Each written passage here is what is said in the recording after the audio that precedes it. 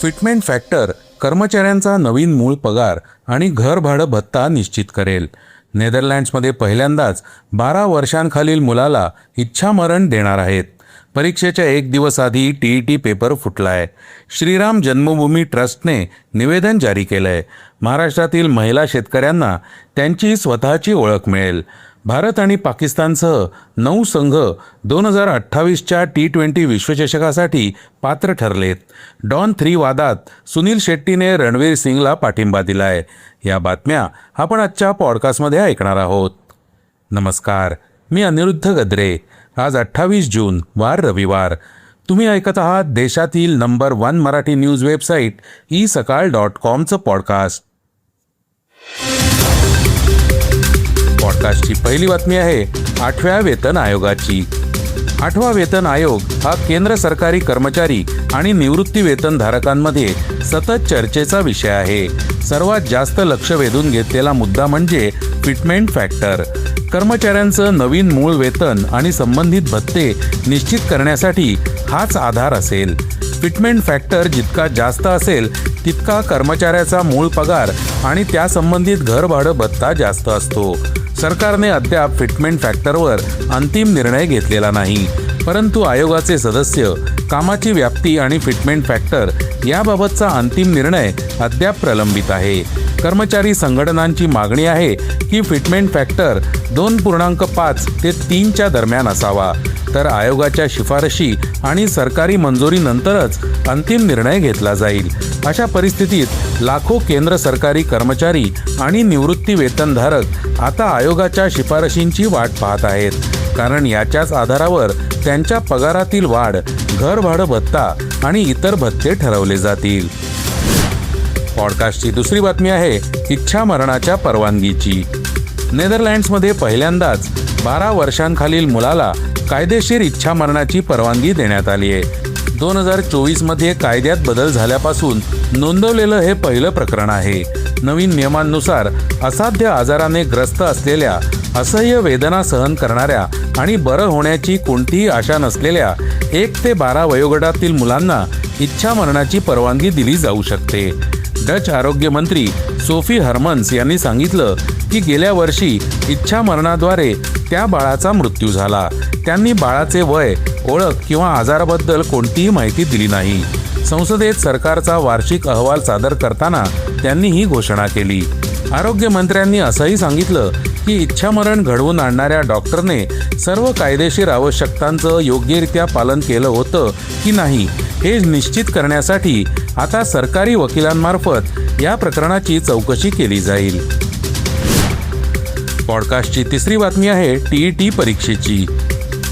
शिक्षक पात्रता परीक्षेत पेपरफुटी झाल्याचं समोर आलंय.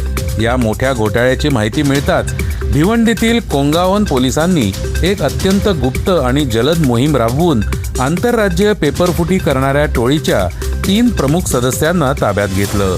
या मोठ्या प्रशासकीय अपयशानंतर आणि कायदा व सुव्यवस्थेतील त्रुटीनंतर शिक्षण विभागाने रविवारी होणारी TET परीक्षा पूर्णपणे रद्द करण्याचा घाईघाईने अधिकृत निर्णय घेतलाय, ज्यामुळे राज्यातील उमेदवारांमध्ये प्रचंड संताप निर्माण झालाय. शनिवारी सकाळी कोंगावन पोलीस प्रशासनाला एक अत्यंत महत्त्वाची आणि गुप्त माहिती मिळाली की TET परीक्षेची मूळ प्रश्नपत्रिका आणि उत्तरपत्रिका असलेले काही संशयित भिवंडीतील कोंगावन येथील डायमंड हॉटेलमध्ये थांबले असून ते उमेदवारांकडून मोठ्या प्रमाणात पैसे उकळण्याचा प्रयत्न करत आहेत. पोलिसांच्या एका विशेष पथकाने तात्काळ हॉटेल डायमंडवर छापा टाकला, परंतु पोलीस पोहोचण्याच्या काही मिनिटं आधीच आरोपी पळून गेले होते. त्यानंतर तांत्रिक पाळत आणि मोबाईल लोकेशन ट्रॅकिंगचा वापर करून पोलिसांनी मुंबईतील सहारा विमानतळ परिसराला घेराव घातला. 3 आरोपी पळून जाण्यापूर्वीच त्यांना पकडलं. पॉडकास्टची चौथी बातमी आहे राम मंदिरातील अर्पण चोरी प्रकरणाची. राम मंदिरातील अर्पण चोरी प्रकरणाच्या पार्श्वभूमीवर श्रीराम जन्मभूमी ट्रस्टने एक निवेदन जारी करून सांगितलंय की त्यांना चंपत राय आणि अनिल मिश्रा यांचे राजीनामे प्राप्त झालेत. त्यांच्या राजीनाम्यांवर पुढील बैठकीत विचार केला जाईल. भक्तांनी अर्पण केलेल्या चांदीच्या विटा आणि दागिने सुरक्षित आहेत, ट्रस्टच्या निवेदनातून हे स्पष्ट होतं की चंपत राय आणि अनिल मिश्रा यांच्या राजीनाम्यांवर अद्याप कोणताही निर्णय झालेला नाही. निर्णय प्रलंबित आहे. पॉडकास्टची 5वी बातमी आहे महाराष्ट्र सरकारची. महाराष्ट्र सरकार महिलांना स्वतंत्र शेतकरी दर्जा देणारं एक ऐतिहासिक विधेयक आणण्याच्या तयारीत आहे. महाराष्ट्र मंत्रिमंडळाने महाराष्ट्र महिला शेतकरी सक्षमीकरण विधेयक 2026च्या मसुद्याला मंजुरी दिली आहे. विधेयकाच्या मसुद्यावरील बैठकीचं अध्यक्षस्थान भूषवल्यानंतर मुख्यमंत्री देवेंद्र फडणवीस म्हणाले की महाराष्ट्रात कृषी कामात महिलांचं योगदान 81% जास्त आहे, परंतु पूर्वी त्यांना पुरेसे हक्क आणि मान्यता नव्हती. हे विधेयक त्यांना मान्यता, हक्क आणि संधी देण्याच्या दिशेने एक मोठं पाऊल आहे. हे विधेयक आगामी पावसाळी अधिवेशनात विधानसभेत सादर केलं जाईल. पॉडकास्टची 6वी बातमी आहे क्रीडा क्षेत्रातून.